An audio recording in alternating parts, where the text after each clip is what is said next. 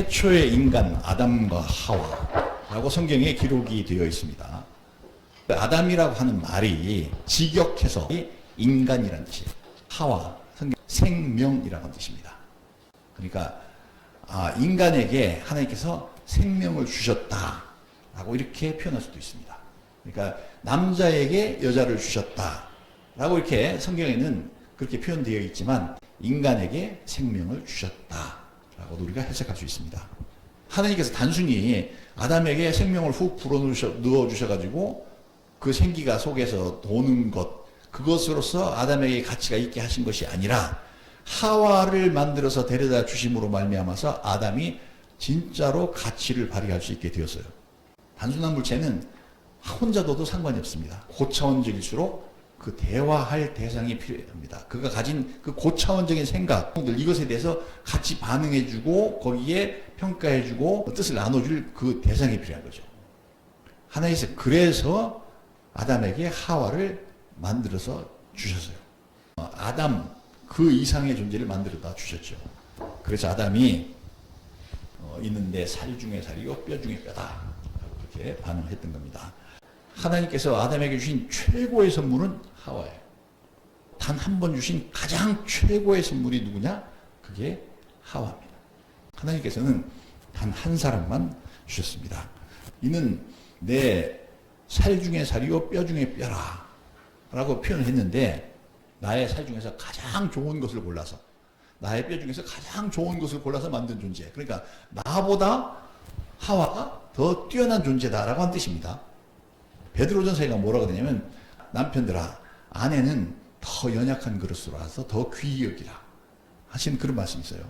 그 무슨 뜻이냐면, 나보다 더 귀한 존재, 나보다 더 연약하게 만들어져 있지, 근데 그게 너보다 더 중요한 존재일 수 있어. 그래서 더 귀하게 여겨야 돼, 그런 뜻입니다. 남편 된 모든 사람들은 이렇게 생각해야 돼요. 나보다 더 연약하고 작지만 더 약한 그릇인데 이게 사실은 더 귀한 그릇이다. 하나님께서 하와를 만들어주셔서 하와의 그 가치를 아담은 알아봤어요. 서로 돕고 돕는 거예요. 남편도 아내를 돕고 아내도 남편을 돕는 존재로서 하나님께서 아담에게 하와를 만들어주셨지, 그냥 생물학적으로 동물적으로 암수 한 쌍 이렇게 만드신, 그렇게 하신 것이 아니다는 얘기예요. 하나님께서 아담에게 하와를 지어주신 가장 근본적인 이유는 뭐냐면, 하와가 아담을 돕지만 아담도 하와를 도우라고 해서 만들어주십니다. 성경에 나와 있는 그 배필이라고 하는 단어가 에제르 커네게드라고 하는 단어를 썼는데요. 그 에제르 커네게드라고 하는 단어가 구약 성경에는 도우시는 하나님이라고 표현되어 있어요. 그리고 신약 성경에는 파라클레이토스라고 번역되어 있어요. 파라클레이토스라고 하는 단어는 보혜사라고 번역되어 있어요. 보혜사는 성령님을 뜻하는 거거든요. 근데 성령님께서는 우리를 보호하시고 은혜를 베풀어 주시는 스승님이다, 그런 뜻으로 보혜사라고 파라클레이토스를 갖다가 그렇게 번역해 놨습니다. 하와가 아담을 도울 때 그냥 단순히 도우미 또는 보조인, 그런 게 아니고 보혜사처럼 보호하고 은혜를 베푸시는 스승님처럼 아담도 하와를 그렇게 해야 되는 거죠. 서로 보호하고 은혜를 베풀고 이끌어주는 그런 존재, 그런 방식으로 하나님께서 배필을 만들어주죠. 배필이라고 하면 아담에게만 하와가 배필이냐? 그게 아니고 하와에게도 아담은 똑같은 배필이에요. 그러니까 서로 돕는 존재로 만들어주셨다. 서로 정말 섬기면서 잘 될 수 있도록 도와주는 것. 이것이 하와가 아담에게 하는 거지만 아담도 하와에게 똑같이 그렇게 돼요. 우리가 결혼하기 전에 남자가 여자에 대해서, 여자가 남자에 대해서 이런 성경적인 내용을 알고 올바른 생각을 가지고 결혼을 하면 절대로 어떤 한 사람이 다른 사람을 지배하려고 하지 않습니다. 근데 이런 개념이 없기 때문에 딱 결혼하면 어떻게 하냐면 서로 싹 힘겨루기를 먼저 해봐요. 이제 요새 많이 그런다고 그러더라고요. 결혼하고 나면 부부가 됐어. 딱 그러면 네가 센가 내가 센가 한번 해보자 하고 은근히 하여튼 뭐 고집으로 하든지 아니면 말싸움으로 하든지 뭐로 하든지 막 해가지고 거기 누가 주도권을 잡느냐 하는 걸 싸운대. 이런 개념이 전혀 없는 거죠. 서로 섬기고 더 잘할 수 있도록, 내 짝이 더 잘할 수 있도록 내가 섬겨주고, 그 다음에 위험을 당하지 않도록 내가 잘 보호해주고, 그리고 마치 스승이 제자를 인도하는 것처럼 잘 인도해주고, 내가 이런 역할을 해야지 라고 남편이 아내에게 그렇게 생각을 해야 되고, 아내도 남편에게 그렇게 생각을 하면 싸울 일이 없죠. 가서 주도권 싸움을 할 일이 없습니다. 우리 그리스도인들은 그렇지 않죠. 우리 가정이 뭐가 돼야 돼요? 하나님의 나라가 되고 하나님의 교회가 되고 그렇게 돼야 됩니다. 그래서 서로 하나님께서 처음 아담과 하와를 만들어 주셨을 때처럼 서로 섬기고 그다음 보호하고 그다음에 스승님처럼 잘 인도하고 하는 그것이 부부간에 계속 이루어져야 됩니다. 그 다음에 나머지 자녀 교육이 올바로 나오는 거지, 그것도 안 되면서 뭐 자녀들이 똑바로 자라게 생각하는 거, 이거 턱도 없는 생각입니다. 기왕에 만들어진 가정에서의 부부들은 어떻게 생각을 해야 되느냐 하면, 내가 내 아내를 사랑하는 것보다 내 아내가 나를 사랑하는 게 더 큰 것 같아. 그러면 누가 뉘우쳐야 되겠어요? 내가 뉘우쳐야 되겠죠. 또 여자분들의 경우에도 내가 남편을 사랑하는 것보다 남편이 나를 더 사랑하는 것 같아. 그럼 누가 뉘우쳐야 되겠어요? 그 아내가 뉘우쳐야 됩니다. 왜 그렇게 기울어져 있느냐면 이유가 두 가지 중에 하나입니다. 두 가지 중에 하나인데, 첫째는 굉장히 자기가 이기적이기 때문에 그래요. 이기적인 인간이라서 내가 사랑받는 것만 좋아하지 사랑 주는 거 별로 하지 못해요.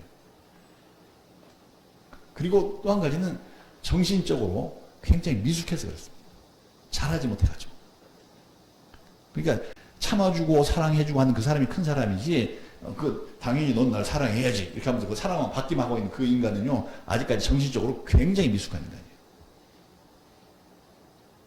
훨씬 더 성장해서 의젓해져야 돼요. 정말 사랑을 받을 뿐만 아니라 내가 더 사랑해 줄 수 있는 사람이 될 수 있을 정도로 정신적으로 성숙해져야 됩니다. 그리고 근본적으로는 그 사랑을 받기만 하고 그 다음에 자기는 사랑을 별로 안 하는 사람들은 마음속에 이기심이 가득해요. 저만 알아, 인간이. 그런 두 가지 원인 때문에 사랑이 쌍방이 안 되고 일방이 되는 경우가 많습니다. 그럼 뉘우쳐야죠. 남자만 그런 게 아니고 여자들도 그런 사람들이 있더라고요. 내가 너 결혼해 준 거지, 너 불쌍해서 결혼해 준 거야, 이런 경우 케이스가 있거든요. 그럼 그런 사람들이 이제 한 가지 알아야 돼요. 뭘 알아야 되냐? 너는 그렇게 생각하고 있니?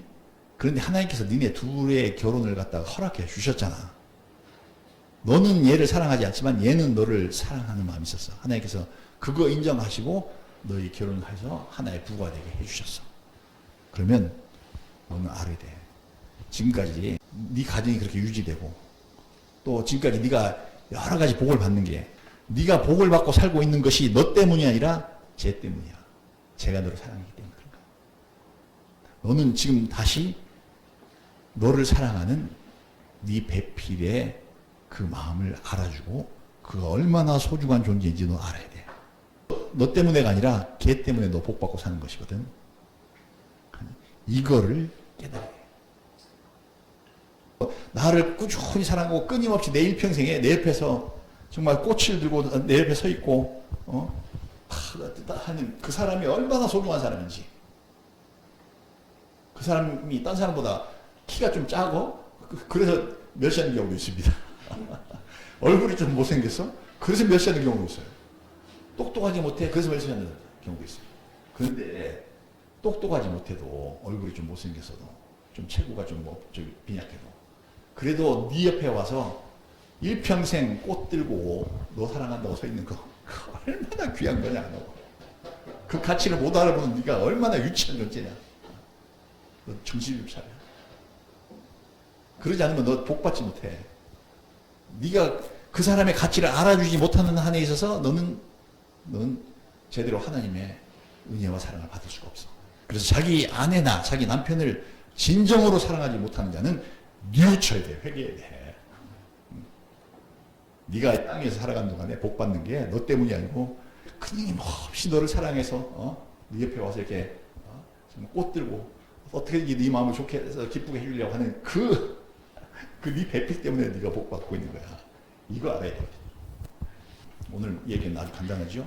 우리가 우리 주변을 잘 돌아봅시다. 아직 청년들 결혼 안 했지만 또 주변 사람들 잘 돌아보세요. 돌아보시고 이미 결혼하셨으면 잘 돌아보셔야 됩니다. 그리고 내 자신도 잘 살펴봐야 됩니다. 여전히 나는 미숙하고 부족한 남편일 수 있습니다. 나는 여전히 미숙하고 부족한 아내일 수도 있습니다. 그렇지만 내 곁을 지켜주고 있는 내 아내에 대해서 내 곁을 지켜주고 있는 내 남편에 대해서 우리가 감사하는 마음을 가지게 됩니다. 그리고 아담에게 하와가 최고의 선물이었듯이 당신 옆에서 이렇게 묵묵히 내 옆을 지켜주고 있는 그가 당신의 인생에서 받을 수 있는 최고의 선물입니다. 그 이상은 없어. 그 이상은 어떤 것도 없어. 그렇기 때문에 우리가 그걸 잘 인식하고 살아가야 되겠죠. 그래서 정말로 우리가 진짜 성도라면 내가 다 돌이켜 생각해 보니까 내가 그랬네. 내가 감사하지 못했네.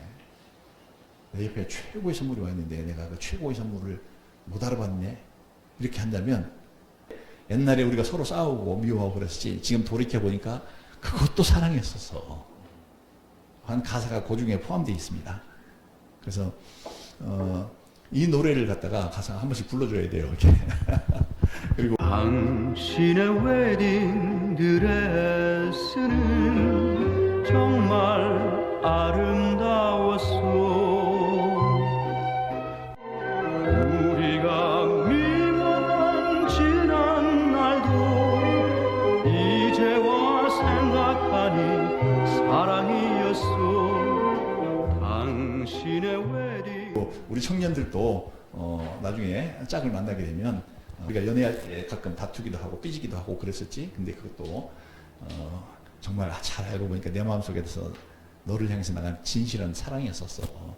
그런 노래를 불러주면서 서로 간에 가장 아름다운 배필을 만나서 그렇게 살아가시길 예수님 이름으로 축복합니다. 기도합시다.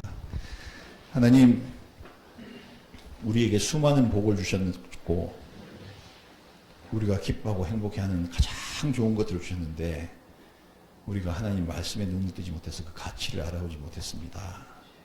저희 마음을 새롭게 하여 주셔서 우리가 그 가장 귀한 보배를 알아보게 하여 주옵시고 참으로 진정한 배필로서 돕고 사랑하고 은혜를 베풀고 잘 보호해가며 사랑을 나누며 살아갈 수 있도록 역사해 주옵소서. 그래서 우리가 받은 축복이 우리 개인의 영혼뿐 아니라 우리 가정 전체가 받는 축복으로 아버지 승화되게 하여 주옵시고 확장되게 하여 주옵소서. 가정이 행복하지 않으면 결코 내 개인이 받은 축복 아버지 하나님 내가 보존할 수 없음도 우리가 알고 있습니다. 우리가 더 우리 배필된 사람들을 사랑하고 섬기고 아낌으로써 내게 주신 은혜가 우리 가정 모두에 차고 넘칠 수 있도록 축복해 주옵소서. 예수님 이름으로 기도합니다.